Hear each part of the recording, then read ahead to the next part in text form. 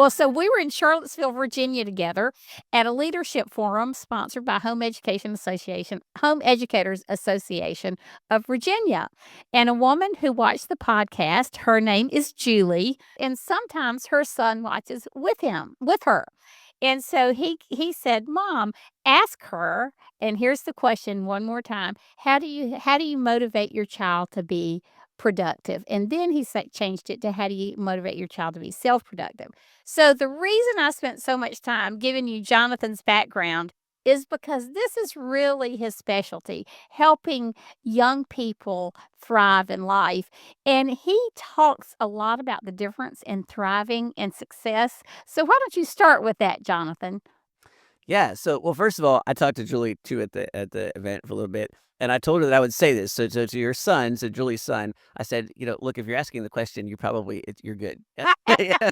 So this is really for the rest of the audience, That's and for the right. rest of us, including myself. But if you're already at 12 years of age, asking this question, just some encouragement to you. Keep doing that, and I'm not sure that I'm going to add a whole lot that'll be useful for you, because you're asking good questions already. And so, big tip of the hat to Julie for raising that young man and for the question. So, um, yeah. So, Zed, you asked earlier the question, what does it mean to thrive? And I saw in your introduction that you said helping homeschool moms to thrive, which I love. And the reason I love that is that there's this kind of interesting cultural thing that happens where people are pretty interested in success. So, what do you want? I want to be successful. That's, they either say it directly or shorthand.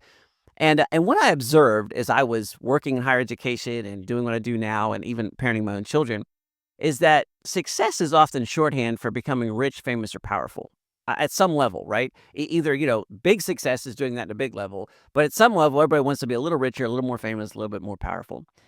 And it's not that those things are completely problematic. We want influence. We need some financial ability, right? We want to have some of those things and for people to know us. But my observation is if that's your end goal, two things are going to happen. The first is you are going to find those are incredibly difficult to achieve. That's why they're noticeable.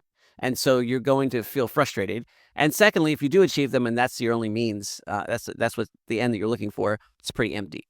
And so I'm pretty interested in training young people to thrive, which, we define as saying, hey, take full responsibility for your life, prioritize relationships, serve others by being extraordinary and ordinary, learn how to create value, live resiliently, and do it in light of eternity for the glory of God.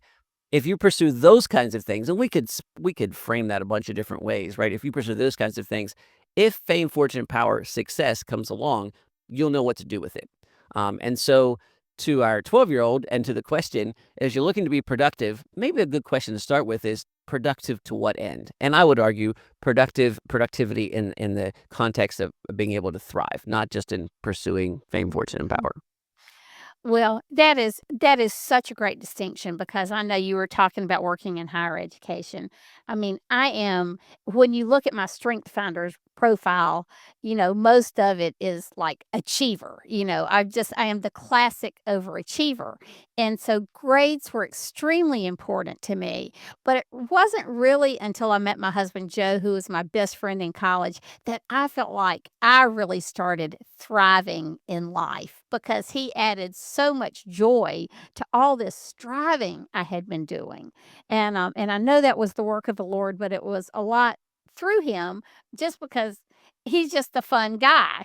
And so that whole thriving takes on a new meaning to me because I know what it's like to be a successful student and be mired in the clay, in the process of that. So, one of the key things I think he said too is how do you motivate?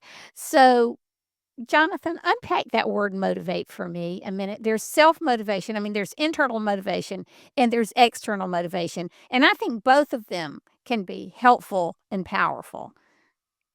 Yeah, so I think but yeah, it's fun that we got to start with the whole thrive definition because at some level there's an answer to that. What are you being motivated by?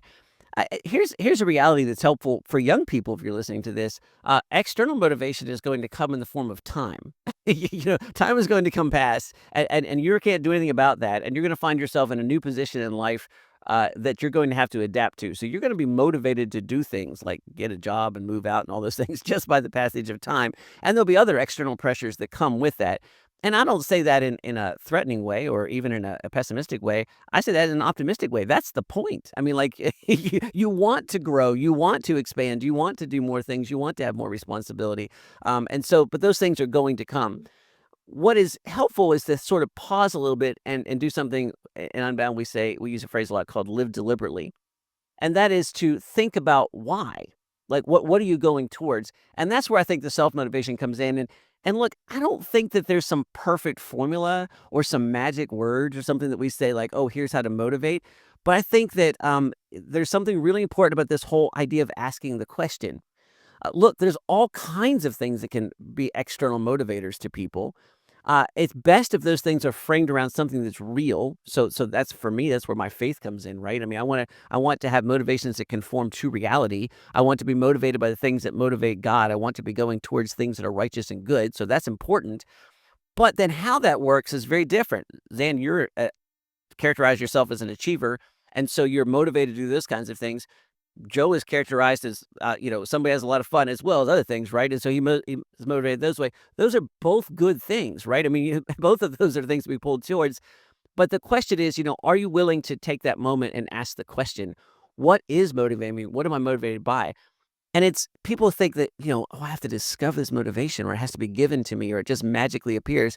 No, it has to be sought after, but it's not so much that it's one thing. It's about a discipline of asking that question. What's motivating me right now? Where am I going? Where am I trying to get to? What's important to me?